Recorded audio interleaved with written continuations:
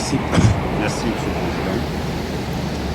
Monsieur le Président, je suis heureux en cette veille de la fin de la présidence de la Sierra Leone du Conseil de sécurité de vous adresser ainsi qu'à l'ensemble de votre délégation nos chaleureuses félicitations pour le travail remarquable abattu durant ce mois d'août 2024. Le Mali a demandé à participer à cette réunion essentiellement pour partager ses vives préoccupations face aux implications et aux conséquences de la fourniture des armes à l'Ukraine sur nos pays, sur nos populations, loin de la ligne de front entre la Russie et l'Ukraine. Comme vous le savez, depuis l'éclatement de la crise entre la Russie et l'Ukraine, le gouvernement du Mali a adopté une position de neutralité. Cependant, nous sommes de plus en plus préoccupés de voir que cette crise se transporte progressivement vers des régions loin du front, comme nous avons pu le constater le mois de juillet dernier au Mali, donc au Sahel, en Afrique.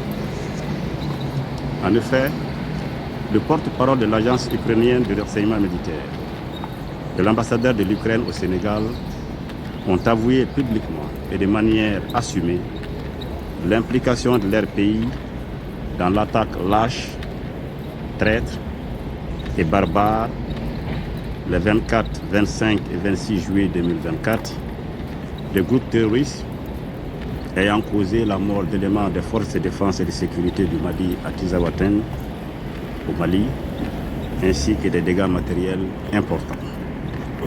Pire, ces hauts responsables ukrainiens ont publiquement annoncé d'autres résultats à venir. Cela nous préoccupe. Le gouvernement du Mali réitère sa condamnation ferme de ce soutien assumé de l'Ukraine aux formations terroristes au Mali, au Sahel et en Afrique. Il a décidé de rompre les relations diplomatiques entre le Mali et l'Ukraine, et le Mali appelle le Conseil de sécurité à prendre ses responsabilités face à ce choix délibéré de l'Ukraine afin de prévenir ces actions subversives qui menacent la stabilité au Sahel, voire sur le continent africain. Compte tenu de ces précédents fâcheux que je viens de dénoncer, le gouvernement du Mali exprime sa vive préoccupation pour la question de la fourniture des armes à l'Ukraine, car il est désormais établi qu'une bonne partie de ces armes fournies à l'Ukraine vient alimenter le terrorisme et la criminalité au Sahel, avec le risque de déstabiliser davantage nos pays et d'aggraver les souffrances de nos populations déjà éprouvées par plusieurs années de conflits aux conséquences dramatiques. Nous appelons donc les pays qui fournissent ces armes à l'Ukraine de s'assurer que les dites armes ne tombent pas entre les mains des groupes armés terroristes et extrémistes au Sahel et en Afrique. Pour sa part, le Mali ne souhaite point devenir un champ de convoitise et de bataille entre les puissances. Monsieur le Président, je voudrais saisir cette occasion pour répondre à l'ambassadeur d'Algérie qui, lors de la table ronde sur les 75 ans de la Convention de Genève sur le droit de la guerre, tenue le 26 août 2024 en Suisse, a cru bon de déclarer avoir, je cite, appris qu'un drone a effectué une frappe dans le nord du Mali, tuant une vingtaine de civils. Et de poursuivre, je cite, ceux qui appuient sur la manette de ce drone n'ont de compte à rendre à personne sur ces frappes.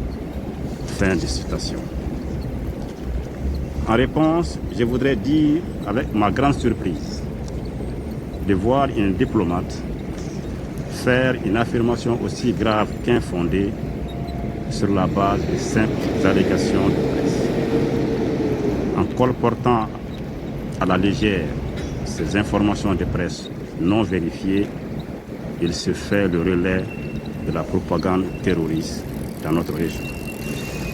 Pour ma part, Je rappelle à mon collègue algérien que les forces de défense et de sécurité du Mali sont des forces professionnelles qui mènent une lutte implacable contre les groupes terroristes dans le respect strict des droits de l'homme et du droit international humanitaire pour libérer notre territoire et pour protéger nos populations et les biens. De quoi s'agit-il en réalité? Le 25 août 2024, les forces de défense et de sécurité du Mali ont mené une reconnaissance offensive qui a repéré des véhicules de type pick-up chargés de matériel de guerre, soigneusement gardés dans une concession dans la localité de Tinzaouaten, au nord-est de Kidal. Après une surveillance minutieuse, les forces de défense et de sécurité du Mali ont effectué une série de frappes qui a permis de détruire les cibles terroristes et de neutraliser une vingtaine d'hommes armés. Comme vous pouvez le constater, Monsieur l'ambassadeur d'Algérie, cher ami Amar, il s'agit bien des terroristes que les forces du Mali ont neutralisés le 25 août et non des civils.